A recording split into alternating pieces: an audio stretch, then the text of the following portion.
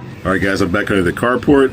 I was doing research on why there's soot at the water housing area right here, and I've come to find out it's the EGR port, exhaust gas recirculation port. And even with the housing there, the water housing there, I'm gonna put the KTuned water housing. Even though it's there, it can still so gas can still escape, and it's supposed to make noises and things like that.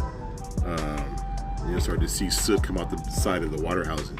So I looked up the solutions for that, and you can plug it, and I stuck a wire in here to see how deep it goes.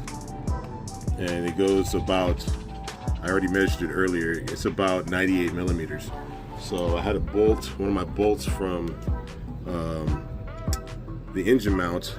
It's an M12, and it fits in there. I would say properly. It has a little bit of wiggle once it's in the hole, and I measured it. I cut it down to about 74 millimeters, and so I'm going to put some Honda Bond on the threads, really thick, and then push it in there, and then let it dry, and it'll be flush, with on the inside of here, and hopefully that'll help plug up those gases. Okay, so I got the Honda Bond on there pretty liberally, and I'm about to put it in the port.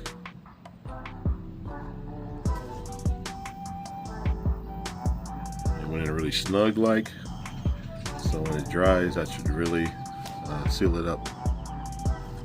Hope this helps.